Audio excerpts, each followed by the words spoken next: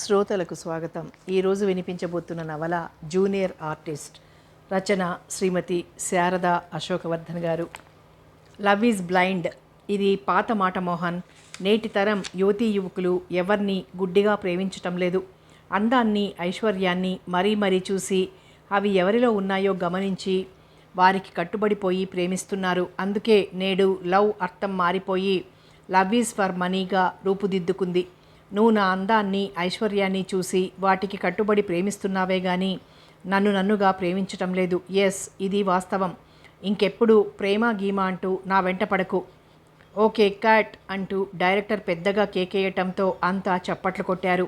Heroine Reshmi అందంగా నవ్వుతూ వచ్చి చైర్లో కూర్చుంది. అసిస్టెంట్ కంగారుగా వచ్చి ఆమె మీద ఎండ పడకుండా గొడుగు పట్టుకుంది. బాయ్ వినయంగా రేష్మికి మినరల్ వాటర్ బాటిల్ అందించాడు. హీరో ప్రదీప్ వచ్చి ఆమె పక్కనే ఉన్న చైర్లో కూర్చుంటూ, నువ్వు ఎంత లెంగ్దీ డైలాగ్స్ అయినా సరే తడుముకోకుండా ఏక బిగిన ఎలా చెప్తావు? ఇంత షార్ట్ పీరియడ్లో ఇంత షార్ప్నెస్ ఎలా వచ్చింది నీకు? ఆశ్చర్యంగా అడిగాడు. వెంటనే డైరెక్టర్ కల్పించుకొని, అందుకే రేష్మి నెంబర్ 1 హీరోయిన్ అయ్యావు అన్నాడు. మీరు నన్ను మరీ మునగచెట్టెక్కించేస్తున్నారు. మేకప్ టచప్ చేస్తున్న అసిస్టెంట్ని వారిస్తూ అంది రేష్మి. నోనో, ఇది పొగడత కాదు రేష్మి, వాస్తవం. నేను ఇంత సీనియర్ నటుడిని అయినా ఇలా మీలా చెప్పలేను. అందుకే మీరంటే నాకు జెలసీ అని సిగరెట్ వెలిగించాడు. ఇంతలో అసిస్టెంట్ డైరెక్టర్ వచ్చి, సార్ షాట్ రెడీ అని చెప్పటంతో, ఓకే రేష్మి కమాన్ అంటూ డైరెక్టర్ చెప్పటంతో రేష్మి లేచి అతని వెంట వెళ్ళింది. ఏయ్ తులసి, లేవే, ఏంటా మొద్దు నిద్ర? ఈరోజు ఏం షూటింగులు లేవా అంటూ వీపు మీద చరిచి లేపటంతో తులసి ఉలిక్కిపడి కళ్ళు తెరిచి చూస్తూ, బంగారం లాంటి కళ చెదరగొట్టావు కదే, ఛీ నువ్వెప్పుడూ ఇంతే చిరాగ్గా అంది. ఏంటి, మళ్ళీ నువ్వు పెద్ద హీరోయిన్ అయిపోయినట్లు కలొచ్చిందా? నవ్వుతూ తలదించుకునే గిన్నెలోని బియ్యమేరుతూ అంది సరళ. అవునే, నేను నెంబర్ 1 హీరోయిన్ అయిపోయినట్లు, నా పేరు రేష్మిగా మార్చుకున్నట్లు, అందరూ నన్ను పొగుడుతున్నట్లు. ఇంకాపై తల్లి, నిన్ను ఇలాగే మాట్లాడిస్తే నంది బహుమతి కూడా తీసుకున్నట్లు చెప్తావు. సరళ లేచి వంటగదిలోకి వెళ్తూ అంది. ఆ కళ కంటిన్యూయేషన్లో రేపు బెస్ట్ హీరోయిన్గా నంది బహుమతి కూడా తీసుకుంటానులే. బద్ధకంగా బెడ్ మీద నుంచి లేచి కూర్చుంటూ అంది తులసి. నువ్వు ఇలాగే మాట్లాడుతూ ఉంటే ఇంటి ఓనర్ ఆ రాక్షసి వచ్చి అద్దె డబ్బులు ఇంకా ఇవ్వలేదని మనకో పెద్ద బహుమతిగా 4 అంటించి వెళ్తుంది. వంటగదిలో నుంచే పెద్దగా అరుస్తూ అంది సరళ. చిచి వెదవ బతుకు, పొద్దున్నే ఆ ముదనష్టపదాన్ని ఎందుకు గుర్తు చేశావు? చిరాగ్గా అంది తులసి. లేకపోతే ఏంటే, జూనియర్ ఆర్టిస్టులుగా మన బతుకులు ఇలా తెల్లారాల్సిందే. ఇంకా హీరోయిన్ అవుదామని కలలు కంటావు. ఇందా కాఫీ తీసుకో అంటూ కాఫీ కప్పు అందించింది సరళ. ఏం, కనీసం కలలు కనే అదృష్టం కూడా లేదంటావా? నీరసంగా అంది తులసి. లేదు, కాదంటే ఏదో వానాకాలం చదువులనుకో. డిగ్రీ పూర్తి చేసిన నువ్వెందుకు వచ్చావే ఈ ఇండస్ట్రీకి? హాయిగా ఏ ప్రైవేట్ కంపెనీలోనైనా నెలకో 4-5 వేలు ఉద్యోగం వచ్చేది నీకు. విచారంగా అంది సరళ. సర్లే, ఇప్పుడు అవన్నీ ఎందుకు? ఏంటి, నీకు ఈరోజు ఏ షూటింగ్ లేదా? కాఫీ కప్పు కింద పెడుతూ అడిగింది తులసి. పొద్దున్నే అప్పారావు గాడొచ్చి చెప్పాడు, హైదరాబాద్ స్టూడియోలో ఏదో సాంగ్ సీక్వెన్సీ ఉందట. నేను రానని చెప్పాను. ఎందుకు? ఆశ్చర్యంగా అడిగింది తులసి. రాత్రి షూటింగ్తోనే ఒళ్ళు హూనమైపోయింది. ముష్టి 300 కోసం ఒప్పుకోవాల్సి వచ్చింది. నీరసంగా అంది సరళ. తులసి ఏం బదులు చెప్పకుండా నిశ్శబ్దంగా లేచి బాత్రూంలోకి వెళ్ళింది. స్టూడియో ఫ్లోర్ అంతా హడావిడిగా ఉంది. లైట్ బాయ్స్ అంతా లైట్లు అరేంజ్ చేస్తూ ఎవరి పనుల్లో వారు పెద్దగా అరుస్తూ అటు ఇటు తిరుగుతున్నారు. ఫ్లోర్ మధ్యలో పెళ్లి మంటపం అందంగా తీర్చిదిద్దినట్లు ముస్తాబై ఉంది. కెమెరామెన్ తన ఏర్పాట్లు తను చేసుకుంటూ ఉన్నాడు. అసిస్టెంట్ డైరెక్టర్ జూనియర్ ఆర్టిస్టులకేవో సూచనలు ఇస్తున్నాడు. అంతా కలిపి అక్కడో 100 మంది వరకు జూనియర్ ఆర్టిస్టులు ఉన్నారు. వాళ్ళంతా పెళ్లికొచ్చిన అతిథుల్లా కుర్చీలో కూర్చుని ఉన్నారు. పెళ్లి కూతురు తండ్రి వేషంలో ఓ పెద్దాయన సిల్కు పంచే లాల్చీ వేసుకుని కండువాతో ఓ పక్కగా నిల్చొని సిగరెట్ కాలుస్తున్నాడు. అతనికి కో డైరెక్టర్ వివరిస్తున్నాడు. నిండు ముత్తైదువ వేషంలో దాదాపు 25 మంది స్త్రీలు మంటపం చుట్టూ కూర్చొని కొందరు, నిల్చొని కొందరు ఏవో కబుర్లు చెప్పుకుంటూ ఉన్నారు. ఆ ప్రాంగణమంతా రకరకాల పూల వాసనతో, అగరుబత్తీల వాసనతో గుబాళిస్తోంది. ఏదయ్యా ఈ హీరోయిన్లు, వీళ్ళ మేకప్లు ఇంకా పూర్తి కాలేదా? ఇప్పటికే అనుకున్న షెడ్యూల్ కంటే గంట ఆలస్యమైంది. పిలు త్వరగా, ప్రొడ్యూసర్ చిరాగ్గా అన్నాడు. వచ్చేస్తారు సార్, 10 నిమిషాల్లో స్టార్ట్ అవుతుంది వినయంగా జవాబిచ్చాడు కో డైరెక్టర్. ఏం 10 నిమిషాలో, ఇప్పటికే అనుకున్న బడ్జెట్ కంటే 10 లక్షలు ఎక్కువైపోయింది, అయినా ఇంకా క్లైమాక్స్ కాలేదు. కానియండి, నిండా మునిగినోడికి చలేముంది నీరసంగా అన్నాడు ప్రొడ్యూసర్. ఎంత మాట, మీలాంటి కొత్త ప్రొడ్యూసర్లే ఇండస్ట్రీకి ఊపిరి. మొదటి చిత్రానికే మీరిలా నీరసపడిపోతే ఎలా చెప్పండి? ఈ చిత్రం ఖచ్చితంగా 100 రోజులు ఆడి తీరుతుంది. నా సబ్జెక్ట్ అలాంటిది మరి, డైరెక్టర్ కల్పించుకుని అన్నాడు. అదిగో ఆ మాట చెప్పే ఇప్పటికి 50 లక్షలు ఖర్చు చేయించావు. ఇదిగో డైరెక్టరు, ఇంకా నేను 5 లక్షలకు మించి పెట్టనయ్యా. నువ్వేం చేస్తావో ఏమో నాకైతే తెలియదు అన్నాడు ప్రొడ్యూసర్ సిగరెట్ వెలిగించుకుంటూ. ఆ 5కి ఇంకో 5 కలపండి, క్లైమాక్సు ఫస్ట్ కాపీ రెడీ అయిపోతాయి. బయ్యర్స్కి చూపించామంటే మన సినిమా ఎగరేసుకుపోతారు. పళ్ళన్నీ బయటపెట్టి నవ్వుతూ అన్నాడు డైరెక్టర్. ఈలోపు నేను పైకి ఎగిరిపోయేటట్లున్నాను. అసలు 25 లక్షకు మించదు మన బడ్జెట్ అని చెప్పి నన్ను దింపావు. దానికి డబుల్ చేసినా సరిపోవటం లేదు. చిచి, వెదవ సినిమా, అనవసరంగా దిగాను. సిగరెట్ విసిరి పారేస్తూ అన్నాడు ప్రొడ్యూసర్. అయ్యా, క్వాలిటీ ముఖ్యం. క్వాలిటీ లేకుండా సినిమా తీసి ఏం ప్రయోజనం చెప్పండి? ఇప్పుడు నాకు పూర్తి సంతృప్తి కలుగుతోంది. మన సినిమా బెస్ట్గా వచ్చిందండి. మీరు అనవసరంగా నీరసపడిపోకండి. రేపు సినిమా హిట్ అయితే మీకే కదా పేరొచ్చేది. ఫట్ అయితే సీరియస్గా అన్నాడు ప్రొడ్యూసర్. అబ్బా, శుభం పలకండి సార్. ఫట్ కాదు, ఒకవేళ అయితే అనుభవం వస్తుంది కదా. నెక్స్ట్ మూవీ పగడ్బందీగా తీయగలరు. సిగరెట్ తీసి వెలిగిస్తూ అన్నాడు డైరెక్టర్. ఆ అనుభవం ఖరీదు 50 లక్షలు అన్నమాట. అయ్యా, మీరు అనవసరంగా కంగారు పడుతున్నారు. మన సినిమా ఒక్క నైజాం ఏరియాకే 50 లక్షలు బిజినెస్ చేస్తుంది. ఇంకా ఆంధ్ర ఉంది. మన హీరో హీరోయిన్లు టీనేజ్ వాళ్ళ స్టోరీ కదా. అందున మన సినిమాలో 2 రీమిక్స్ సాంగ్స్ ఉన్నాయి.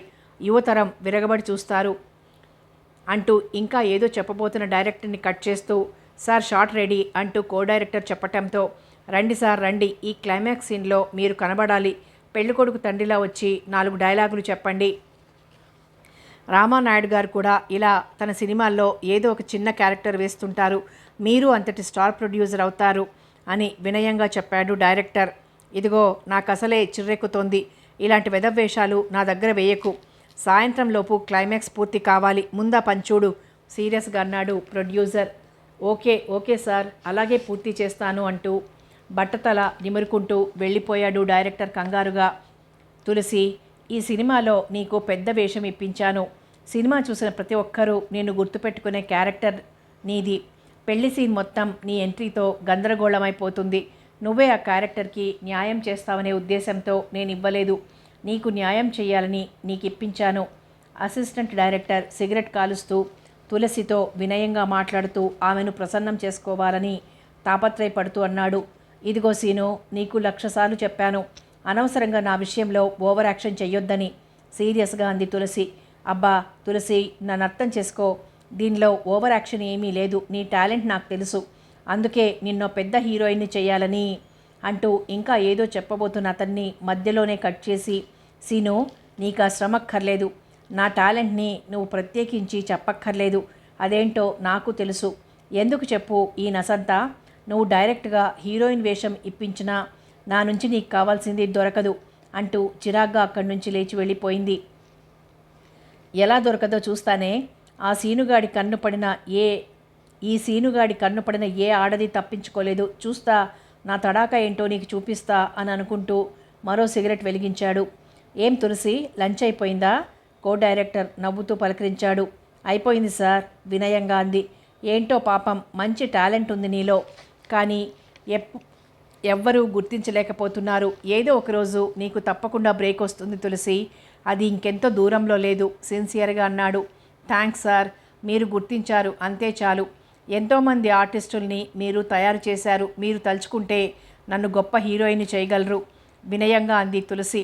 Sure sure, why not. Next ఓ సినిమా నా డైరెక్షన్లోనే స్టార్ట్ అవుతుంది. దానిలో నీకు ఓ ప్రాముఖ్యమైన రోల్ ఇస్తాను, సరేనా అన్నాడు ఆమెను గుచ్చి గుచ్చి చూస్తూ. Thank you sir, thank you very much అంది తులసి. ఒట్టి థ్యాంక్సేనా అన్నాడు అదోలా నవ్వుతూ. ముందు ఆ సినిమా స్టార్ట్ అవ్వాలి, నాకు మీరు అందులో ప్రాముఖ్యమైన రోల్ ఇవ్వాలి. అప్పటి వరకు ఒట్టి థ్యాంక్సే మరి అంది నవ్వుతూ. అమ్మో గట్టిదానివే, ఏమో అనుకున్నా అన్నాడు తను నవ్వుతూ. ఇంతలో అక్కడికి సరళ వచ్చింది. ఆమెను చూసి, అదిగో సరళరేఖ వచ్చింది అన్నాడు. అంటే అంది తులసి. పైనుంచి కింద వరకు ఒకే గీతలో ఉంటుంది కదా, అందుకే సరళరేఖ అన్నాను. సిగరెట్ వెలిగించి నవ్వుతూ అన్నాడు. హీరోయిన్ వేషం ఇప్పించండి, మరి నేను బాలీవుడ్ రేఖలా తయారవుతాను అంది సరళ. అయితే నీకోసం బాలీవుడ్లో ఓ సినిమా చెయ్యాలి, అప్పుడు హీరోయిన్ వేషం ఇప్పిస్తాలే అన్నాడు కో డైరెక్టర్. 10 ఏళ్ల నుంచి కో డైరెక్టర్గానే కొట్టుకుంటున్నావు, నీ మొహానికి బాలీవుడ్డా? వెధవ సుబ్బిశెట్టి మొహం నువ్వును మెల్లగా అంది సరళ. ఆమె మాటలకి నిశ్శబ్దంగా నవ్వింది తులసి. ఏంటి గొణుక్కుంటున్నావు నవ్వుతూ అన్నాడు. ఏం లేదు సార్, ఆ బాలీవుడ్ అవకాశం మీకెప్పుడొస్తుందా అని అంటున్నా నవ్వుతూ అంది సరళ. ఆ శుభగడియ ఇంకెంతో దూరంలో లేదు, రండి షాట్ రెడీ అయిపోయిందంటూ వెళ్ళిపోయాడు. రాత్రి 10 గంటలు. ఆ రూమ్లో తులసి బెడ్ మీద దిండు ఒళ్ళో పెట్టుకుని కూర్చుని ఉంది. సరళ కింద చాప మీద కూర్చుని గ్లాస్లో విస్కీ పోసుకొని దానిలో నీళ్లు కలుపుకుంటూ ఉంది. నీకు ఇదేం మాయరోగమే, రోజు ఇలా తాగి చేస్తావు సీరియస్గా అంది తులసి. ఈ సినీ మాయలో పడ్డవారందరికీ ఈ రోగం తప్పదే తులసి, ఇది లేకపోతే మనకు నిద్ర పట్టదు. ఇది విస్కీ కాదు, అమృతం అని గ్లాసు సగం ఖాళీ చేసి కింద పెట్టింది సరళ. మొత్తానికి ఆ ప్రొడక్షన్ మేనేజర్ లక్ష్మణరావు పుణ్యమా అని అద్దె డబ్బులు సంపాదించాం అంది తులసి ఆనందంగా. నీకు మొత్తం పైసలు ఇచ్చేశాడా? పేపర్లో పొట్లం కట్టిన పకోడీని విప్పుతూ అడిగింది సరళ. ఆహా ఇచ్చేశాడు, నీకు ఇవ్వలేదా? తులసి ఆశ్చర్యంగా అడిగింది. ఇంకా 200 ఇవ్వాలి, చిల్లర లేదు, సాయంత్రం అసిస్టెంట్కించి పంపుతానన్నాడు అంది. ఏడి మరి ఇప్పటి వరకు రాలేదే? రేపు షూటింగ్ లేదు కదా, క్లైమాక్స్ కూడా అయిపోయింది కదా, ఇంకెప్పుడు ఇస్తాడు సీరియస్గా అంది తులసి. ఇస్తాడు, నా విషయంలో అలా చేయడ్లే పాపం, నేనంటే ప్రత్యేకమైన అభిమానం వాడికి మత్తుగా అంది సరళ. ఇంతలో తలుపు కొట్టిన శబ్దం వినిపించింది. అదిగో వాడే కిట్టిగాడు వచ్చినట్లున్నాడు, తలుపు తీ అంది సరళ. అబ్బా వాడిప్పుడు వచ్చాడంటే మరో అరగంట వరకు వదల్డు అని గొణుక్కుంటూ వెళ్ళి తలుపు తీసింది తులసి. హాయ్ తులసక్క అంటూ లోపలికొచ్చాడు కిట్టిగాడు. లోపల దృశ్యం చూసి ఆనందంగా అబ్బా కరెక్ట్ టైంకి వచ్చాను కదక్కా అన్నాడు. ఏడ్చావులే, ఒక్క చుక్క కూడా ఇవ్వను, అయినా ఇప్పటి వరకు తాగింది చాలేదా సీరియస్గా అంది సరళ. ఫ్రీగా దొరకాలే గాని ఎంతైనా తాగుతాడు సీరియస్గా అంది తులసి. అబ్బా తులసి కరెక్ట్గా చెప్తుంది ఏ విషయమైనా, అక్క ప్లీజ్ ఒక్క పెగ్గు చాలు అంటూ వంటగదిలోకి వెళ్ళి ఓ గ్లాస్ తెచ్చుకొని సరళ ముందు పెట్టాడు. చెప్పాను కదరా ఒక్క చుక్క కూడా ఇవ్వనని, అయినా ఏవి నా బ్యాలెన్స్ పైసలు ఇవ్వు ముందు అంది సరళ సీరియస్గా. ఇందా ఈ కిట్టిగాడి మాటంటే మాటే అంటూ జేబులో నుంచి 200 తీసి సరళకిచ్చాడు. మాటేంటి నీ మొహం, ఇవి నా పైసలు, ఏదో ఉచితంగా ఇచ్చినట్టు మాట్లాడతావే సీరియస్గా అంది సరళ. ఏం మాట్లాడుతున్నాడో తెలిస్తేగా, అంతగా తాగాడు వెధవ, అయినా ఇంత చిన్న వయసులో ఇదేం పాడిబుద్ధిరా నీకు సీరియస్గా అంది తులసి. ప్రేమకు వయసుతో పనిలేనట్లే తాగుడికి వయసుతో పనేముందక్క, ఒక్కసారి తాగి చూడు, దీని పవర్ ఏంటో నీకు అర్థమవుతుంది సీరియస్గా అన్నాడు. పళ్ళు రాలగొడతాను వెధవా అంది నవ్వుతూ. ఎంచక్క పొయ్యవా అన్నాడు సరళతో. నేను ముందే చెప్పాను కదరా, ఈ సరళ మాటంటే మాటే, దీనిలో ఒక్క చుక్క తగ్గినా నాకు నిద్రపట్టి చావదు సీరియస్గా అంది. సరే నా మందులో షేర్ అడిగితే బావోదు, నేను ముందుగానే చెప్తున్నానంటూ షర్టు కింద నుంచి బాటిల్ బయటికి తీశాడు నవ్వుతూ. ఓరి బడవ, ముందు జాగ్రత్తలోనే వచ్చావన్నమాట అంది సరళ. ఈరోజు వీడికి బాగానే గిట్టుబాటు అయిందనుకుంటా, లేకపోతే వీడెప్పుడు కొని తాగాలి అంది తులసి. ఏరా నిజమేనా, ఎంత కమిషన్ నొక్కారు నువ్వు మీ బావా? ఏమో అక్క నాకేం తెలియదు, నా పైసలన్నీ ఇచ్చి ఇదిగోరా ఈ 100 ఉంచుకొని అన్నాడు. బాటిల్ ఓపెన్ చేసి గ్లాస్లో పోసుకుంటూ అన్నాడు కిట్టిగాడు. వీడు మనకి చెప్పడు తులసి, వీడికి తెలియకుండా ఉండదు అంది సరళ. కిట్టిగాడు ఏమీ మాట్లాడకుండా గ్లాస్ ఎత్తి గటగటా తాగేసి పకోడీ ముక్క తీసుకుని నోట్లో వేసుకున్నాడు. అక్క బిర్యానీ తెచ్చేదా, నువ్వు భోంచేసావా తులసక్క సీరియస్గా అడిగాడు. చేయలేదు నవ్వుతూ అంది. అయితే ఉండు, నీకోసం బిర్యానీ ప్యాకెట్ తెస్తాను, నువ్వేమో తాగవు అంటూ లేచాడు. అరరే వద్దురా కూర్చో అంది తులసి. తీసుకురాని తులసి, వాడి దగ్గర పైసలు బాగానే ఉన్నాయిలే, పోరా పో 2 ప్యాకెట్లు తీసుకురా అంది సరళ. సరే ఇదో చూడక్క, నా మందు ముట్టావంటే ఇంకేం లేదు అన్నాడు సీరియస్గా. చచా నాకేం కర్మరా, నా మందు నాకుంది, నువ్వెళ్ళు అంది సరళ. ఇదిగో క్షణంలో వచ్చేస్తా అంటూ వెళ్ళిపోయాడు.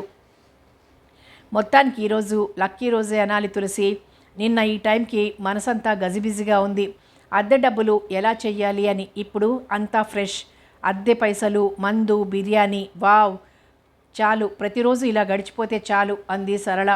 జీవితం అంటే ఇంతేనా? ఇంకేం సాధించాలని లేదా నీకు? అంది తులసి. ఇంకేం సాధిస్తామే పిచ్చిమొహమా, 30 ఏళ్ళు నిండిపోయాయి, నీకు వయసుందిలే, నువ్వు ఏమైనా చేయగలవు, మన పని అయిపోయింది. అప్పుడప్పుడు ఏవో చిన్న చిన్న వేషాలు, అక్క వేషమో అమ్మ వేషమో ఇస్తే చాలు, అదే ఎక్కువ. ఈ శేష జీవితం ఇలా 3 పెగ్గులు 6 బిర్యానీలుగా గడిచిపోతే చాలు అంది సరళ మత్తుగా నవ్వుతూ. ఏడ్చావులే, బతికేది తాగుడు కోసమే, తినటం కోసమే అన్నట్లు మాట్లాడతావు నవ్వుతూ అంది తులసి. ఇంక దేనికోసమే? మనకేమైనా సంసారాలున్నాయా? మొగుడు పిల్లలు ఉంటే అనుకోవచ్చు, ఇంక మనకి తోడు వాళ్ళెందుకు? నేను మాత్రం ఇలాగే గడిపేస్తాను తెలుసా అని గ్లాస్లో ఉన్నదంతా ఖాళీ చేసింది సరళ. నోర్ముయ్యవే, ముందు ఆ తాగుడు మాను, బాగుపడతావు అంది నవ్వుతూ తులసి. ఏం, తాగుడు మానేస్తే సడన్గా హీరోయిన్ ఛాన్స్ వచ్చేస్తుందా? లంచ్ టైంలో వాడేమన్నాడు నన్ను? సరళరేఖ అంటాడా? నా బాడీ మెయింటెన్స్ అలాంటిది, మరి నాకు 30 ఏళ్ళని చెబితే ఎవరైనా నమ్ముతారా? సీరియస్గా అంది సరళ. వాడి మాటలు ఎందుకు పట్టించుకుంటావు, నీకేంటి, సోనాలి బింద్రే పర్సనాలిటీ నీది అంది నవ్వుతూ తులసి. అబ్బా, బ్రహ్మాండమైన మాట చెప్పావే, మరో పెగ్గు లాగించేయాల్సిందే. వీడేంటి ఇంకా రాలేదు అంటూ కిట్టిగాడి బాటిల్లోని మందు గ్లాస్లో పోసుకుంది సరళ. వాడొచ్చి మొత్తుకుంటాడు, ముందే వార్నింగ్ ఇచ్చి వెళ్ళాడు అంది తులసి. ఏడ్చాడు బచ్చాగాడు, వాడేం చేస్తాడు అంది గ్లాసు ఖాళీ చేసింది. ఇంతలో కిట్టిగాడు 2 ప్యాకెట్లతో వచ్చాడు. ఇదిగో తులసక్క, ఇది నీకు, ఇది మా ఇద్దరికి అంటూ ప్యాకెట్ అందించాడు. ఏంట్రా, మీ తులసక్క మీద అంత ప్రేమ ఒలకబోస్తున్నావు? సీరియస్గా అంది సరళ. అవును మరి, తులసక్క మందు తాగలేదు కదా, నువ్వు అప్పుడే నా మందులోంచి ఒక పెగ్గు లాగించేశావుగా అన్నాడు సీరియస్గా. ఓరి బడవా, గుర్తుపట్టావా? నువ్వు అసాధ్యుడివురా అంది సరళ. కనుకనే బావ దగ్గర పనిచేయగలుగుతున్నాను అని మందు గ్లాసులో వంపుకున్నాడు. అది నిజమేలే, నీకు తిరుగులేదురా, మంచి ట్రైనింగే ఇస్తున్నాడు లక్ష్మణరావు అంది తులసి. నెక్స్ట్ పెద్ద సినిమా చేస్తున్నానక్క, దానిలో బావకు చెప్పి నీకు పెద్ద ఏషం ఇప్పిస్తాలే అని గ్లాసు ఖాళీ చేసి కింద పెట్టాడు. చివరికి నీకు కూడా అలసైపోయానన్నమాట అంది తులసి నవ్వుతూ. అదేంటి తులసక్క అలా అన్నావు? సీరియస్గా అన్నాడు. ఆ సీనుగాడు ఇదే మాట, కో డైరెక్టరు ఇదే మాట, ఇప్పుడు నువ్వు అంది తులసి. సీనుగాడు డేంజర్ మనిషి, జాగ్రత్తగా ఉండక్క భయంగా అన్నాడు. ఏందిరా డేంజరు, డొక్క చింపేస్తాను నా కొడుకుని అంది సరళ. నేను చెప్పింది నిజమక్క, బావ పెద్ద సినిమానే చేస్తున్నాడు, పైగా ప్రొడ్యూసర్ కొత్తోడు, ఆడికేం తెలీదు, బావ ఎవరిని చెప్తే వాళ్ళనే పెట్టుకుంటాడు, నీకెందుకు, నీకు మంచి రోల్ ఇప్పించే పూచి నాది అన్నాడు సీరియస్గా. మరి నా మాట ఏంట్రా? సీరియస్గా వాడి ముందు గ్లాసు పెట్టింది సరళ. నీకు ఇది ఉంటే చాలు కదా సరళక్క, నీకు మందు లోటు లేకుండా చూసుకుంటాలే అన్నాడు సీరియస్గా గ్లాస్లో మందు పోస్తూ. వాడి మాటలకి తులసి సరళ పెద్దగా నవ్వారు. షూటింగ్ మొత్తం ఎన్ని రోజుల్లో పూర్తి చేస్తావు సీరియస్గా అడిగాడు ప్రొడ్యూసర్ కొండలరావు. ఎంత, 15 రోజులు చాలు సార్ నవ్వుతూ అన్నాడు బాబూరావు. ఏంటి 15 రోజులా ఆశ్చర్యంగా అన్నాడు కొండలరావు. అవును సార్, ఇదివరకటిలాగా ఒక్కో సినిమా సంవత్సరాల పాటు తీసే రోజులు పోయాయి, ఆ రోజులు కావు, ఇప్పుడు అన్నీ 15 రోజులే చాలు మనది చిన్న బడ్జెట్ చిత్రం కదా సార్, అందుకే 15 రోజులు అన్నాను అన్నాడు డైరెక్టర్ బాబూరావు గంభీరంగా. నా ఉద్దేశం అది కాదేహే, నాకు ఆ విషయం తెలుసు, ఇవి ఇదివరకటి రోజులు కావని, 15 రోజులు చాలా ఎక్కువ, 5 రోజుల్లో పూర్తయిపోవాలి సీరియస్గా అన్నాడు కొండలరావు. వామ్మో, మీ ఉద్దేశం ఇదా? 5 రోజులు కాదు కానీ గురువుగారు, వారం రోజుల్లో లాగించేస్తాను సరేనా అన్నాడు వినయంగా నవ్వుతూ బాబూరావు. అలా రా దారికి, అమ్మని నాకేం తెలియదని 15 రోజులని చెప్పి రోజుకు 10,000 చొప్పున నొక్కేద్దామనే సీరియస్గా చూస్తూ అన్నాడు కొండలరావు. గురువుగారు, నేను అంత దుర్మార్గుడిని కాదు అన్నాడు అతని చేతులు పట్టుకుంటూ. మరెంత దుర్మార్గుడివి, రోజుకు 5,000 మాత్రం నొక్కేటంతా సీరియస్గా అన్నాడు కొండలరావు. అయ్య బాబోయ్, అసలు నాకు ఆ ఉద్దేశమే లేదు సార్, ఏదో మొదటిసారి డైరెక్టర్గా అవకాశం ఇచ్చారు, మిమ్మల్ని మోసం చేస్తే పురుగులు పడిచేస్తాను బాధ నటిస్తూ అన్నాడు. చెయ్యాలనుకున్నావుగా, నీ క్లైమాక్స్ అదేలే, పురుగు మందు తాగి చస్తావు ఫోన్ అందుకుంటూ అన్నాడు కొండలరావు. అంతగా శపించమాకండి గురువుగారు ప్రాధేయపూర్వకంగా అన్నాడు. అతని మాటలు పట్టించుకోకుండా కొండలరావు. హలో, నేను లక్ష్మణరావుని. ఏంటి, ఎక్కడున్నావు? సరే, అరగంట తర్వాత మా ఆఫీస్కోసారి రావాలి. అవును, సినిమా ప్రపోజల్ మాట్లాడాలి, చెప్తాను, ముందు నువ్వు అర్జెంటుగా రా అంటూ ఫోన్ ఆఫ్ చేశాడు కొండలరావు. ఎవరు గురువుగారు? ప్రొడక్షన్ మేనేజర్ లక్ష్మణరావా? అవును. అతనైతే మన బడ్జెట్కి కరెక్ట్గా సరిపోతాడులే, చక్కగా ప్లానింగ్ ప్రకారం చేస్తాడు అన్నాడు నవ్వుతూ. అందరూ నీలాగా ఉండరు కదా. వామ్మో, ఏంటి ఈరోజు నా మీద దాడి చేస్తున్నారు? విలవిల్లాడిపోతూ అన్నాడు బాబురావు. మరి ఫస్ట్లోనే దొరికిపోయావు కదా, వారం రోజుల షెడ్యూల్ని 15 రోజులు చేసి అన్నాడు కొండలరావు నవ్వుతూ. గురువుగారు, ఇక ఆ విషయం ప్రస్తావించకండి. ఏదో సినిమా మంచి క్వాలిటీలో తీద్దామని అలా చెప్పానన్నాడు బాబురావు. వారం రోజుల్లో క్వాలిటీ రాదా? మన సినిమా హీరోయిన్ ఓరియంటెడ్ సినిమా, అంతా 2 లొకేషన్స్లో జరిగిపోతుంది. మంచి టాలెంటెడ్ హీరోయిన్ కావాలి, బాగా చేస్తే ఆ అమ్మాయికి మంచి పేరొస్తుంది అని చెప్పి సిగరెట్ వెలిగించాడు కొండలరావు. ఆ విషయం నాకు వదిలేయండి, నేను చూసుకుంటాను వినయంగా అన్నాడు బాబురావు. వదలను, అది నేనే చూసుకుంటాను. నువ్వు చేయాల్సిందల్లా డైరెక్షన్ మాత్రమే, అది వారం రోజుల్లో తీయాలి. నీ వల్ల కాకపోతే ముందే చెప్పు సీరియస్గా అన్నాడు కొండలరావు. అంత పని చేయకండి సార్, బ్రహ్మాండంగా తీసి పెడతా దీనంగా అన్నాడు బాబురావు. ఓకే ఓకే, ఇంకా అంతకు మించి మాట్లాడకు. ఎవరెవరిని పెట్టాలి, ఏం చెయ్యాలనే విషయం నేను లక్ష్మణరావు కూర్చొని డిసైడ్ చేస్తాం అని సీరియస్గా చెప్పి లేచాడు కొండలరావు. హలో బాబురావు, చాలా కాలం తర్వాత దర్శనం. ఏం చేస్తున్నావు? తన టేబుల్కి ఎదురుగా కూర్చుంటూ అన్నాడు వినయ్. ఓ సినిమా చేస్తున్నాను, ఏక్ చాయ్ అంటూ సర్వర్కి చెప్పి. ఏంటి విశేషాలు? నువ్వేం చేస్తున్నావు? అదే ప్రొడక్షన్లో ఉన్నావా? సిగరెట్ ఆఫర్ చేస్తూ అన్నాడు బాబురావు. లేదు, వేరే ప్రొడక్షన్లో కో డైరెక్టర్గా చేస్తున్నాను, మొన్ననే అయిపోయింది ఆ సినిమా అని సిగరెట్ దమ్ము గట్టిగా పీల్చి వదిలి. అవును, ఏం సినిమా నువ్వు చేసేది అన్నాడు వినయ్. ఇంకా పేరు పెట్టలేదులే, కొండలరావని మా ఊరతనే ప్రొడ్యూసర్. డైరెక్షన్ నీదా? ఆశ్చర్యంగా అడిగాడు వినయ్. అవును, ఎందుకంత ఆశ్చర్యం? ఇంకెన్నాళ్ళని కో డైరెక్టర్గా చేస్తాను సీరియస్గా అన్నాడు బాబురావు. అది నిజమే అనుకో. Anyhow congrats. ఇంతకీ హీరో హీరోయిన్లు ఎవరు? చాయ్ 2 కప్పుల్లో పోస్తూ అన్నాడు వినయ్. ఇంకా ఏమీ అనుకోలేదు, మరో వారంలో అన్నీ డిసైడ్ అయిపోతాయి అంటూ కప్పందుకున్నాడు బాబురావు. వెరీ గుడ్, మంచి ఆఫర్, జాగ్రత్తగా చెయ్యి, ఇది నీకు బ్రేక్ కావాలి సిన్సియర్గా అన్నాడు వినయ్. బడ్జెట్ ఎంత? చిన్న బడ్జెట్ సోదరా, మొత్తం 20 లక్షలు అంతే సీరియస్గా అన్నాడు బాబురావు. చాలు, ఏంటి సబ్జెక్ట్? సిగరెట్ యాస్ట్రేలో పడేసి అన్నాడు వినయ్. హీరోయిన్ ఓరియంటెడ్ సబ్జెక్టు, బాగా నచ్చింది. కథ మాటలు కూడా నావే గర్వంగా అన్నాడు బాబురావు. నిజమా? ఆశ్చర్యంగా అడిగాడు వినయ్. అరే, ప్రతిదానికి అంత ఉలిక్కి పడతావెందుకు నవ్వుతూ అన్నాడు బాబురావు. నీకంత ఆఫర్ ఇచ్చిన పుణ్యాత్ముడెవరా అని నవ్వుతూ అన్నాడు వినయ్.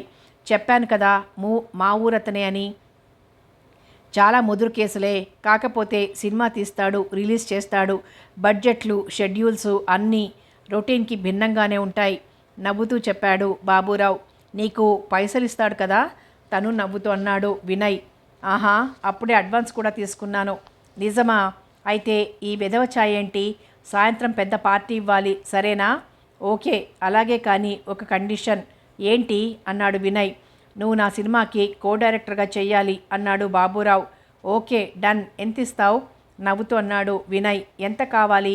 ముందు నువ్వు చెప్పు అన్నాడు వినయ్. 10,000 అని సిగరెట్ తీసి వెలిగించాడు బాబురావు. ఓకే, డన్ నవ్వుతూ అన్నాడు వినయ్. అయితే పద, సాయంత్రం వరకు దేనికి, ఇప్పటి నుంచే స్టార్ట్ చేద్దామంటూ లేచాడు బాబురావు. వావ్, ఈరోజు నక్కని తొక్కొచ్చాను, పద పోదాం అన్నాడు వినయ్ ఆనందంగా. చెప్పండి సార్ వినయంగా అన్నాడు లక్ష్మణరావు. 20 లక్షల బడ్జెట్, వారం రోజుల్లో సినిమా అయిపోవాలి, ఇదే నేను చెప్పేది నవ్వుతూ అన్నాడు కొండలరావు. వారం కాదు కానీ 10 రోజుల్లో చేద్దాం సార్, మంచి క్వాలిటీలో వస్తుంది, పెద్ద తేడా ఏముండదు. 3 రోజులకు గాను మరో 2 లక్షలు ఎక్స్ట్రా అవుతుందంతే లక్ష్మణరావు వినయంగా అన్నాడు. మీ సినిమా వాళ్ళంతా ఇంతే అంటారయ్యా. ముందు చెప్పిన మాటలకి, దిగిన తర్వాత పలికే మాటలకి పొంతనే ఉండదు. నేను వారం రోజులు అన్నాను, అంతలో తీయలేవా చిరాగ్గా అన్నాడు కొండలరావు. తీయొచ్చు సార్, 5 రోజులు, 2 రోజులు, చివరికి ఒక ఆయన 1 రోజులోనే తీసి రికార్డు సృష్టించాడు. అది కాదు కదా, వారం రోజుల్లో తీస్తే వారం రోజులు ఆడుతుంది, తీసి పెట్టమంటారా మరి నవ్వుతూ అన్నాడు లక్ష్మణరావు. నీతో వచ్చిన చిక్కే ఇది, మరీ మొహమాటం లేకుండా మాట్లాడేస్తావు. పగడ్బందీగా తీస్తే వారం ఎందుకు ఆడుతుంది సాలోచనగా అన్నాడు కొండలరావు. సార్, నా మాట వినండి, 10 రోజుల్లో చేద్దాం సార్. డైరెక్టర్ గారేంటి మౌనంగా ఉన్నారు, మీరైనా చెప్పండి సార్ అన్నాడు లక్ష్మణరావు బాబురావుని చూస్తూ.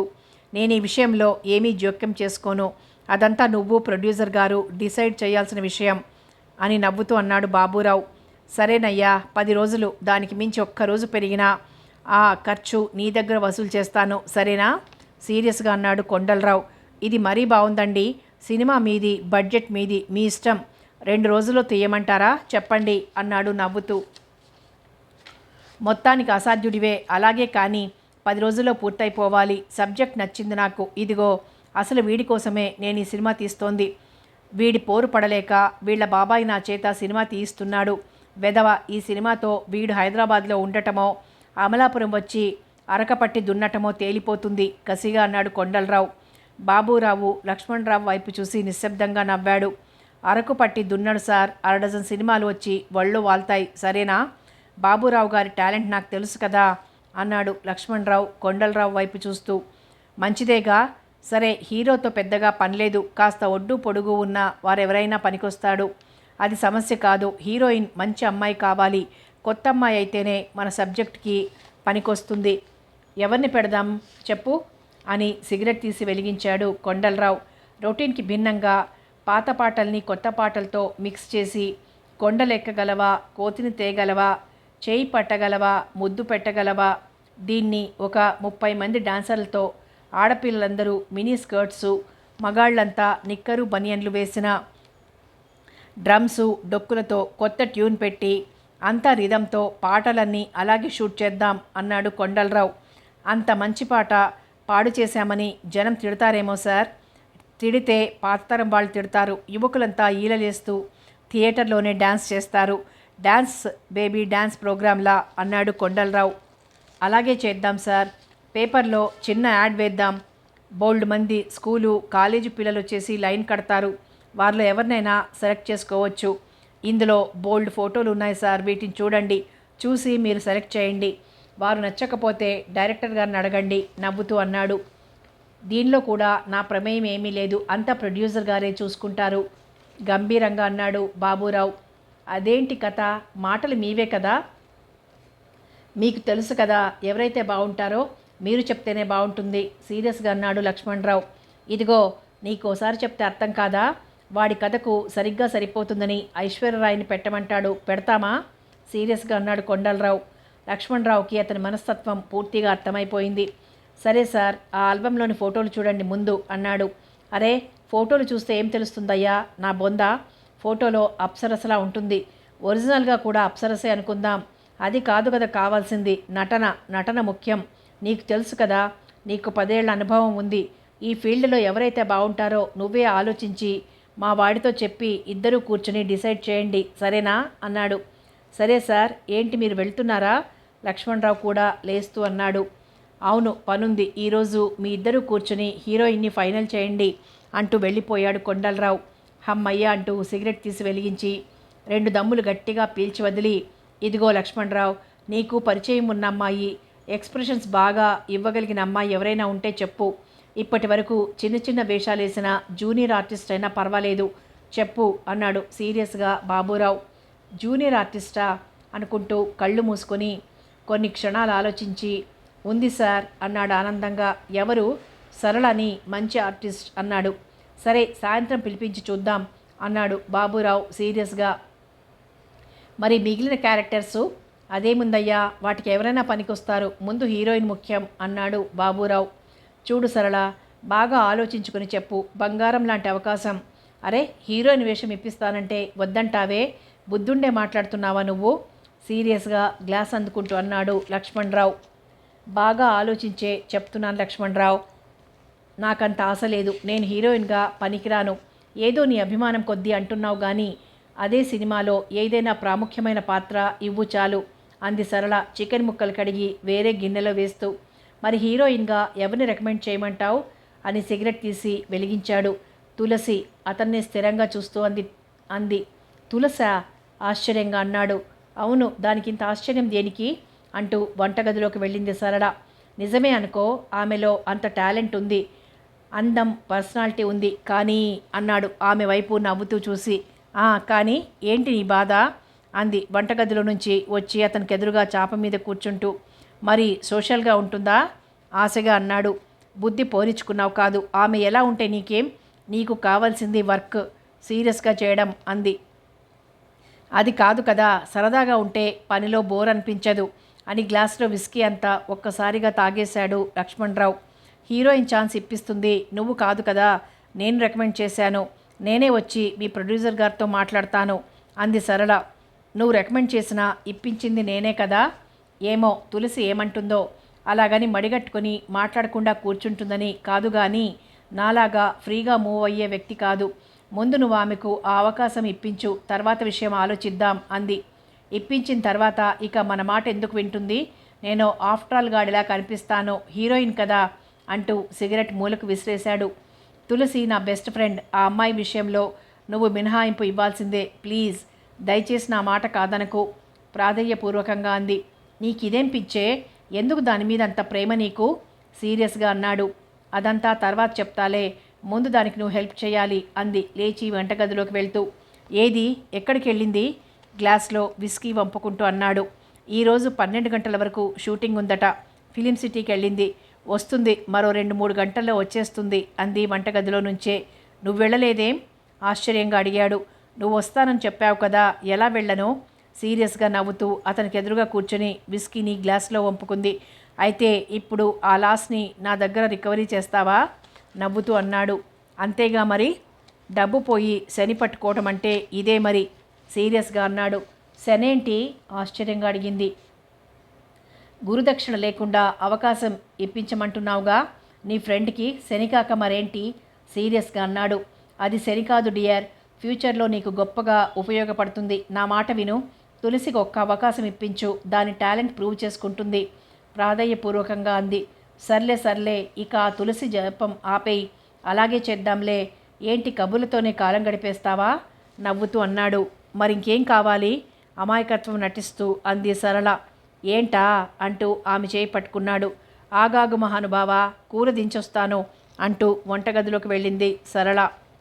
ఏంటి సరళ, నువ్వు చెప్పేది నిజమా, ఇలాంటి విషయంలో కూడా జోకులేస్తావా, నువ్వు హీరోయిన్వి కాబోతున్నావు, నీ కలలు నిజం కాబోతున్నాయి నవ్వుతూ అంది సరళ.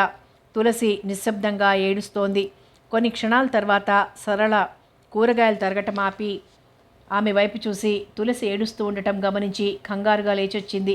ఏయ్ మొద్దు, ఏమైందే నీకు, హీరోయిన్వి కాబోతున్నావని చెప్తే ఆనందంగా గంతులేస్తావనుకుంటే ఏడుస్తున్నావేంటి అంటూ ఆమె దగ్గరకొచ్చి తలపై చేయి వేసి ఆప్యాయంగా అడిగింది. ఆమెకు కొన్ని క్షణాలు నిశ్శబ్దంగా చూసి, ఇది ఏడుపు కాదు సరళ, ఆనందం, నేను నమ్మలేకపోతున్నాను, కళ్ళు పైట చెంగుతో తుడుచుకుంది. రాత్రే చెప్దామనుకున్నాను, నువ్వు వచ్చిందే 1 గంటకు, బాగా అలసిపోయి వచ్చావు, అప్పుడు చెప్పడం దేనికిలే, పొద్దుటే ఫ్రెష్గా చెప్దామని నిన్ను సస్పెన్స్లో పెట్టాను, రేపు నీకు గుడ్ న్యూస్ చెప్తాను, పడుకోమని చెప్పింది ఇందుకే అని కూరగాయలు తీసుకుని వంటింట్లోకి వెళ్ళింది సరళ. ఇంతకీ ప్రొడ్యూసర్ ఎవరు, డైరెక్టర్ ఎవరు, నన్ను చూడకుండానే హీరోయిన్గా ఎలా సెలెక్ట్ చేశారు ఆశ్చర్యంగా అడిగింది సరళ.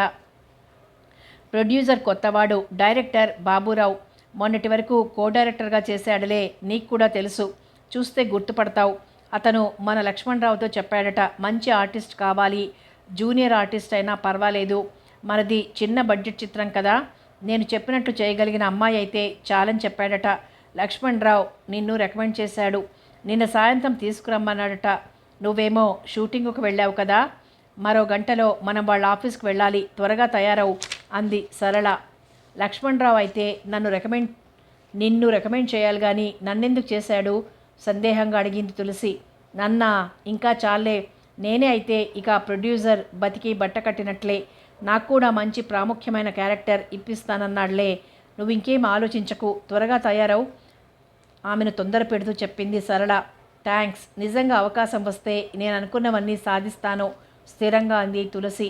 అన్నీ జరుగుతాయి, దేవుడు నీకు మేలు చేస్తాడు, నీ కష్టాలు తీరినట్లే, పద స్నానం చేయి త్వరగా, ఈలోపు నేను వంట పూర్తి చేస్తాను, టైం అప్పుడే 10 అవుతోంది అని తులసిని తొందర పెట్టింది.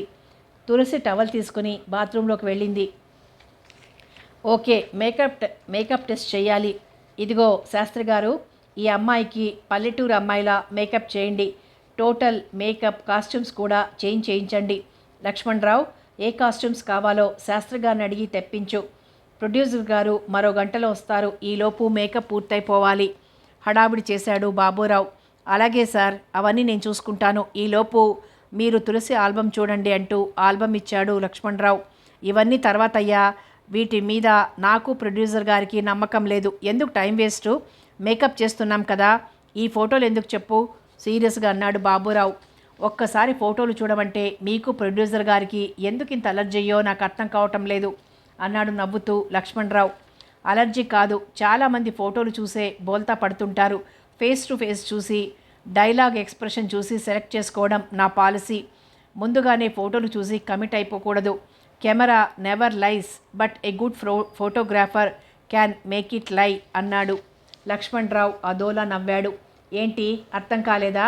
నీకు అర్థం కాదులే అని, నేను అరగంటలో వస్తాను, ఈలోపు తులసి మేకప్ విషయం చూడు అంటూ వెళ్ళిపోయాడు. అతని మాటలు ఆశ్చర్యంగా వింది తులసి. ఎంత బాగా చెప్పాడతను. అవును, ఏ గుడ్ ఫోటోగ్రాఫర్ మేక్ ఇట్ లై. మనలో ఉన్న లోపాల్ని అందంగా సరిదిద్దగల ఫోటోగ్రాఫర్, మంచి ఫోటోగ్రాఫర్. ఇన్ని జాగ్రత్తలు తీసుకుంటున్నాడు. మరి ఈ పల్లెటూరి గెటప్ వారికి నచ్చుతుందో లేదో. తులసిలో టెన్షన్ పెరిగిపోతోంది. తులసి ఇలా రా. అలా అక్కడే దిష్టిబొమ్మలా కూర్చుంటే ఎలా? మేకప్ అక్కర్లేదా? శాస్త్రి సీరియస్గా అన్నాడు. తులసి కంగారుగా అతని దగ్గరికి వెళ్ళింది. ఆమెని ఆపాదమస్తకం తినేసేలా చూస్తూ అలా చైర్లో కూర్చో అని సిగరెట్ తీసి వెలిగించి బాల్కనీలోకి వెళ్ళాడు. ఇదేంటి, హీరోయిన్ ఏంటి అన్నట్లున్నాయి కదే వాడి ఫీలింగ్సు నవ్వుతూ అంది తులసి. ఏడ్చాడు ముసలి నక్క. వీడు మహాకాలంతకుడు. మేకప్కి ముందు ఇలా అందరినీ బెదరేసి లొంగదీసుకోవడం వాడి నైజం. నువ్వేం కంగారు పడకు. ఏమైనా వెకిలి వేషాలు ఇస్తే నాతో చెప్పు, వాడి తాట తీస్తాను అంది సరళ. తులసి ఆమె మాటలకి నిశ్శబ్దంగా నవ్వింది. నువ్వే సర్వస్వం అనుకుని చిన్నప్పటి నుంచి నీ మీద ఆశలు పెట్టుకుని కలలు కన్నా నాకు మంచి గుణపాఠం చెప్పావు బావా. నేను ఈ బాధను ఎలాగో దిగమింగుకుంటాను. కానీ నువ్వు మరో అమ్మాయిని చేసుకుంటున్నావని తెలిస్తే నాన్న తట్టుకోలేడు. అసలే నేనంటే ఆయనకి పంచ ప్రాణాలు. పట్నం వెళ్ళగానే ఈ పల్లెటూరి పిల్ల నీకు పనికి రాకుండా పోయిందా బావా అని ఆపకుండా మంచి ఎక్స్ప్రెషన్స్తో చెప్పింది తులసి.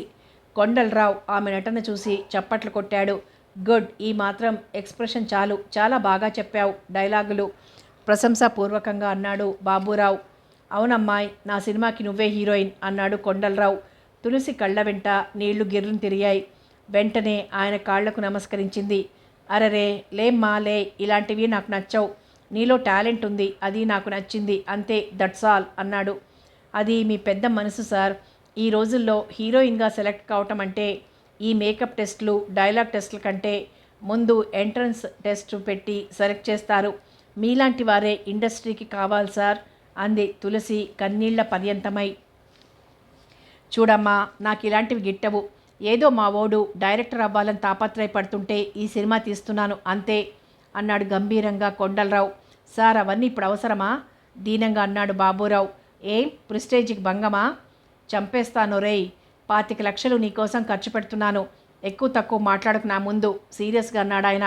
అబ్బా సర్లే మావయ్య, ఈ కాపు అన్నాడు బాధగా. ఏంటి ప్రొడ్యూసర్ గారు, మీ మావయ్య ఆశ్చర్యంగా అడిగాడు లక్ష్మణరావు. అవును నాయనా, లేకపోతే నాకేం దూలా 25 లక్షలు పెట్టి సినిమా తీయటానికి. ప్రొడ్యూసర్ వీడి మావయ్య అని తెలిస్తే ఇండస్ట్రీలో చీప్ అయిపోతాడట. సొంత మావయ్య కనుక సినిమా తీశాడు, బయట వాళ్ళు ఎందుకు తీస్తారు అని అనుకుంటారట. అందుకే ఎవ్వరికీ చెప్పనని ముందుగా నా దగ్గర మాట తీసుకున్నాడు. ఏం లాభం, ఎవరికీ చెప్పనులే, విలేకరికి తప్ప అన్నాడట వెనకటికి నీలాంటి వాడొకడు సీరియస్గా అన్నాడు బాబురావు. ఇక్కడ విలేకరులు ఎవరున్నారు ఆశ్చర్యంగా అడిగాడు కొండలరావు. ఇదిగో ఈ మహానుభావుడికి తెలిస్తే చాలు, విలేకరుల కంటే పవర్ఫుల్. క్షణంలో ఫిల్మ్ నగర్ అంతా చాటింపేసొస్తాడు చిరాగ్గా అన్నాడు బాబురావు. ఛా, నేనెందుకు చెప్తాను సార్ మొహమాటంగా అన్నాడు లక్ష్మణరావు. నిజమా? నీ సంగతి నాకు తెలియదేముంది లక్ష్మణరావు. అమ్మ పుట్టిల్లు మేనమామకి ఎరుకే అన్నాడు సీరియస్గా. సర్లే, ఇప్పుడు అవన్నీ ఎందుకు, హీరోయిన్ సెలెక్ట్ అయిపోయింది, ఇంకా మిగిలిన వాళ్ళ సంగతి చూడండి అన్నాడు కొండలరావు. కృష్ణానగర్ ఫిలిం నగర్లో సినిమా హీరో, హీరోయిన్లు, ప్రొడ్యూసర్లు, డైరెక్టర్లు ఉంటే తెర వెనుక ఉండే టెక్నీషియన్లైన అసిస్టెంట్ డైరెక్టర్లకి, కో డైరెక్టర్లకి, అసిస్టెంట్ కెమెరామాన్లకి, లైట్ బాయ్లకి, జూనియర్ ఆర్టిస్టులకి కేర్ ఆఫ్ అడ్రస్గా కృష్ణానగర్ తన తరతరాల నుంచి సంక్రమిస్తోంది. కృష్ణనగర్కు ఫిలిం నగర్కు మధ్య దూరం 10 గజాలే అయినప్పటికీ ఆ 10 గజాల దూరం చేరుకోవటానికి కొంతమందికి 10 ఏళ్లు పట్టొచ్చు. అయినా పట్టువదలని విక్రమార్కుల్లా ఈ సినీ మాయాలోకంలో పడిపోయి తృష్ణతో కొందరు, కాసుల తృష్ణతో మరికొందరు తమ జీవితాలను పణంగా పెట్టి పడిగాపులు కాస్తూ జీవితకాలం ఆ 10 గజాల దూరం చేరుకోలేకపోతూ ఈ నేపథ్యంలో రకరకాల వ్యసనాలకు బానిసలైపోతూ జీవితాలను నాశనం చేసుకుంటారు. అయితే చెడు ఎంత ఉందో మంచి కూడా అంత ఉందని కొందరు మహానుభావులు నిరూపించారు. సి అంటే సిగ్గులేనిది, నీ అంటే నియమం లేనిది, మా అంటే మానం లేనిది అంటూ విమర్శించే మేధావులకు ధీటైన సమాధానాన్ని ఇచ్చారు ఎందరో సినిమా ప్రపంచపు మహానుభావులు. సినిమా వాళ్ళ అంటూ చులకన చేసి మాట్లాడే పెద్ద మనుషుల అవహేళనలకి అసలు సిసలైన సమాధానం అవతార పురుషుడైన ఎన్టీఆర్. రాష్ట్ర రాజకీయాలను అనూహ్యమైన మలుపు తిప్పి అనతి కాలంలోనే తన సినీ గ్లామర్తో ప్రజలని మంత్రముగ్ధులను చేసి ముఖ్యమంత్రి పదవిని అలంకరించి విమర్శకులు సైతం ముక్కు మీద వేలేసుకునేటట్లు చేసి సినిమా వాళ్ళంటే ఉండే చిల్లర అభిప్రాయాలని తిరగరాసిన మహనీయుడు ఎన్టీఆర్. సి అంటే సింగారాలను, నీ అంటే నియమ నిబద్ధతలతో, మా అంటే తల్లిలా విజ్ఞానాన్ని వినోదాన్ని బోధించేదే సినిమా అని నిరూపించారు. ఆంధ్రప్రదేశ్కి ఎన్టీఆర్ ఎలాగో అలాగే తమిళనాడులో ఎంజీఆర్ తన సినీ గ్లామర్తో ముఖ్యమంత్రి పదవిని అలంకరించి రాజకీయాలకు సినిమా ప్రపంచానికి అవినాభావ సంబంధం ఉందని నిరూపించారు. ఇప్పుడు జయలలిత రాజ్యం చేస్తోంది. అలాగే బాలీవుడ్లో కూడా ఎందరో తారలు రాజకీయాలలో చేరి గౌరవప్రదమైన పదవులను జీవితాలను గడుపుతూ సినిమా ప్రపంచం మీద ఉన్న చెడు అభిప్రాయాలను తొలగింపచేశారు. భారతదేశం పేద దేశం, అక్షరాస్యులు తక్కువ, నాగరిక సమాజం కాదు. అందుకే సినిమా వాళ్లకు అత్యున్నత పదవులు ఇచ్చి ఇక్కడి ప్రజలు సత్కరించారని విమర్శించే పెద్ద మనుషులకి ధీటైన సమాధానాన్ని రొనాల్డ్ రీగన్ ఇచ్చారు. ప్రపంచంలోనే అత్యంత నాగరికతతో అన్ని రంగాలలో ముందున్న అమెరికా దేశ అధ్యక్ష పదవిని ఒక సినిమా నటుడు అధిష్ఠించి అత్యంత ప్రతిష్టాకరమైన పదవిలో కొనసాగి ప్రజల నీరాజనాలను అందుకున్నాడు. ఈ విధమైన విప్లవాత్మకమైన మార్పులు చోటు చేసుకోవటంతో నేడు సినిమా రంగం పైన మరింత క్రేజు మోజు ఏర్పడిపోయింది. నేడు సినిమా రంగంలో పనిచేసే అసిస్టెంట్లకు, ఆర్టిస్టులకు, రచయితలకు కూడా ఓ విధమైన గౌరవ మర్యాదలు సభ్య సమాజంలో లభిస్తున్నాయి. అయితే సినిమా వాళ్ళు తాగుబోతులు, తిరుగుబోతులు అనే ముద్ర ఇండస్ట్రీ మీద బలంగా పడిపోవటంతో చాలామంది ఈ రంగంలో సెటిల్ కావటానికి జంకుతున్నారు. ముఖ్యంగా ఆడపిల్లలు ఈ రంగంలో స్థిరపడాలనుకుంటే వారి కుటుంబ సభ్యుల నుంచి విమర్శలు ఎదురై వారిని సినిమా రంగం వైపు కన్నెత్తి కూడా చూడకుండా చేస్తున్న వారి సంఖ్య అధికంగా ఉంది. అందరూ ఇలాగే ఆడపిల్లల్ని కట్టడి చేసినట్లయితే ఒక సావిత్రి, ఒక భానుమతి, ఒక వాణిశ్రీ, ఒక జమున, సౌందర్యలు ఉండేవారు కాదు. వీళ్ళు కోట్లాది ప్రజల ఆరాధ్య దేవతల్లా కొనియాడబడి కళామతల్లి ముద్దుబిడ్డలుగా రూపొందారు. వారు ఆ స్థాయికి చేరుకోవటం వెనక ఎంతో కృషి ఉంది, పట్టుదల ఉంది, అన్నిటికీ మించి కళా తృష్ణ ఉంది. అందుకే వారు ఆ స్థాయిలో రాణించగలిగారు. తమకంటూ వ్యక్తిత్వాన్ని ఏర్పరచుకొని పురుషాధిక్యత కలిగిన ఈ సమాజంలో నిలదొక్కుని ధిక్కరించి భావితరాలకు ఆదర్శంగా నిలిచారు. అయితే నేడు కాలం మారింది. కాలంతో పాటు వేగం పెరిగింది. ఈ వేగవంతమైన జీవిత గమనంలో అన్ని రంగాలలోనూ విలువలు పడిపోయాయి. దీనికి సినిమా రంగం కూడా మినహాయింపు కాదు. ఒక విధంగా చెప్పాలంటే ఈ రంగంలోనే మరింతగా విలువలు పడిపోయాయి. నేడు కళాతృష్ణ కంటే కాసుల తృష్ణే అధికమైంది. ఆశయం స్థానంలో ఆశ చోటు చేసుకుంది. నైతిక విలువల నైసర్గిక స్వరూపం మారిపోయింది. విలువల వలువల్ని వలిచేస్తూ సభ్య సమాజం సిగ్గుతో తలదించుకునే స్థాయిలో కొన్ని సినిమాలు రూపుదిద్దుకుంటున్నాయి. కథ మారింది, కథనం మారిపోయింది. కుటుంబ కథా చిత్రాలు కనుమరుగైపోయాయి. ప్రేమ పేరుతో మోతాదు మించిన శృంగారం, అందం పేరుతో అసభ్యకరమైన అంగాంగ ప్రదర్శనలు వికృతంగా విలయతాండవం చేస్తూ యువతీ యువకుల్ని పక్కదోవ పట్టిస్తున్నాయి.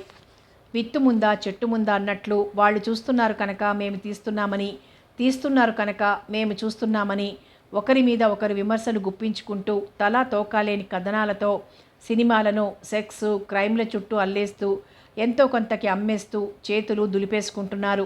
100కి 1,00,00,000 అడపాదడపా మంచి చిత్రాలు కొన్ని మాత్రమే వస్తున్నాయి.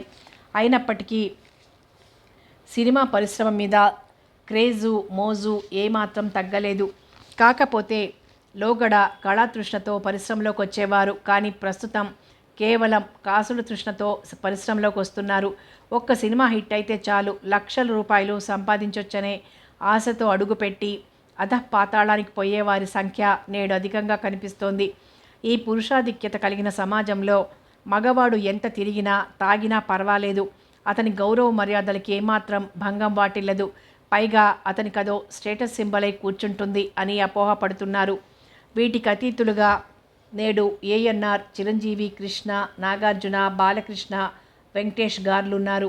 వీరు ఎందరికో ఆదర్శప్రాయులుగా ఉంటూ మగవాళ్ళు సైతం మచ్చ లేకుండా జీవించొచ్చని నిరూపిస్తున్నారు. అయితే ఆడపిల్ల విషయంలో మాత్రం ఇది పూర్తిగా భిన్నంగా ఉంటోంది. అనివార్య పరిస్థితుల్లో పరాయి పురుషుని స్కూటర్ మీద కూర్చుని వెళ్తేనే అతనితో ఏదో సంబంధం ఉందని లేనిపోని కథలు సృష్టించే ప్రస్తుత నేపథ్యంలో ఒక ఆడపిల్ల సినిమా పరిశ్రమలోకి ప్రవేశిస్తే ఒక టెక్నీషియన్గా, అంటే నేపథ్య గాయనిగానో, కొరియోగ్రాఫర్గానో, సంగీత దర్శకురాలిగానో, నిర్మాతగానో, డబ్బింగ్ ఆర్టిస్ట్గానో, ఒక రచయిత్రిగానో ప్రవేశిస్తే కాస్త గౌరవ మర్యాదలతో చూస్తూ సత్కరిస్తున్నారే కానీ కేవలం ఒక ఆర్టిస్ట్గా నటించడానికి వస్తే వంచనకి గురికాక తప్పదనే కన్క్లూజన్కి రావటానికి అనేక దృష్టాంతాలు మన కళ్ళ ముందు కదలాడతాయి. దీనికి ఉదాహరణే ఒక ప్రత్యూష, మరో దివ్యభారతి. అది మమత లేని, మనసు లేని వంచకుల సంఘం అని తెలిసి కళ పేరిట కన్న కూతుర్ని కత్తుల బోనులోకి ఎందుకు దింపుతావని విమర్శించే కుటుంబ సభ్యులే అధికంగా ఉన్నారు. మరి అందరూ అలాగే ఆలోచిస్తే పరిశ్రమలో స్థిరపడేదెవరు? నిజమైన కళాతృష్ణతో సినీ రంగంలో స్థిరపడాలనుకునే ఆడకూతురి ఆశకు అవకాశాలు మృగ్యమేనా? అందరూ మృగతృష్ణకు బలైపోవాల్సిందేనా? ఈ భేతాళ ప్రశ్నలకి సమాధానమే తులసి. గంజాయి వనంలో తులసి మొక్కలా ప్రవేశించి తనకంటూ ఒక వ్యక్తిత్వం సంపాదించుకుంటూ తోటి ఆర్టిస్టులకు చేయూతనివ్వాలని తాపత్రయపడుతూ అహర్నిశలు పరిశ్రమిస్తూ తన ఆశయాల చుట్టూ పరిభ్రమిస్తూ ఆదర్శంగా నిలవటం పెద్ద కష్టమేమీ కాదని నిరూపిస్తోంది మా తులసి. ఇది మేము తోటి ఆర్టిస్టులుగా సగర్వంగా చెప్పుకుంటున్న నగ్న సత్యం అని సరళ అనటంతో రవీంద్ర భారతి ప్రేక్షకులు చప్పట్లతో మారుమోగిపోయింది. అనతి కాలంలోనే హీరోయిన్గా తనకంటూ ఒక ప్రత్యేకమైన ఇమేజ్ని, క్రేజ్ని సంపాదించుకొని అఖిలాంధ్ర ప్రేక్షక అభిమాన పాత్రురాలైన తులసి గారు ఇప్పుడు మాట్లాడతారని సభాధ్యక్షత వహించిన వారు చెప్పటంతో ఆడిటోరియం చప్పట్లతో మారుమ్రోగిపోయింది. తులసి నవ్వుతూ మైకు దగ్గరికి వచ్చింది. సభకు నమస్కారం, నా అభిమానులకు అనటంతో రవీంద్ర భారతి మరోసారి చప్పట్లతో మారుమోగిపోయింది. నా అభిమానులకు శతకోటి నమస్కారాలు. మా అక్క, తోటి ఆర్టిస్ట్ సరళ నా గూర్చి చాలా గొప్పగా చెప్పింది. అది ఆమె సహృదయానికి నిదర్శనం. నిజంగా నేనంతటి గొప్ప వ్యక్తిని కాను. ఏదో సాటి ఆర్టిస్టులుగా నా చేతనైన సాయం పేద కళాకారులకి చేస్తున్నాను. ముఖ్యంగా జూనియర్ ఆర్టిస్టుల పట్ల ఇండస్ట్రీ చిన్నచూపు చూడకుండా వారికి అన్ని విధాలా సహకరించే విధంగా కృషి చేస్తున్నాను.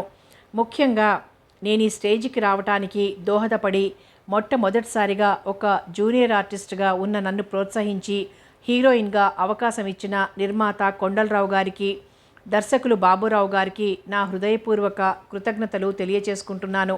నాలోని ఆర్టిస్ట్ని గురించి ప్రోత్సహించిన వారి మంచితనానికి వెలకట్టలేను. ఈ సమయంలో కొండలరావు గారు ఈ సభలో లేకపోవటం నన్ను చాలా నిరుత్సాహపరుస్తోంది. ఆయన తన సినిమా షూటింగ్ నిమిత్తం వైజాగ్లోనే ఉండిపోవాల్సి వచ్చింది. నన్ను సత్కరించిన వారందరికీ పేరు పేరున కృతజ్ఞతలు తెలియచేసుకుంటున్నాను. మరోసారి ఆడిటోరియం ప్రేక్షకుల చప్పట్లతో మారుమ్రోగిపోయింది. కథ కొనసాగుతుంది.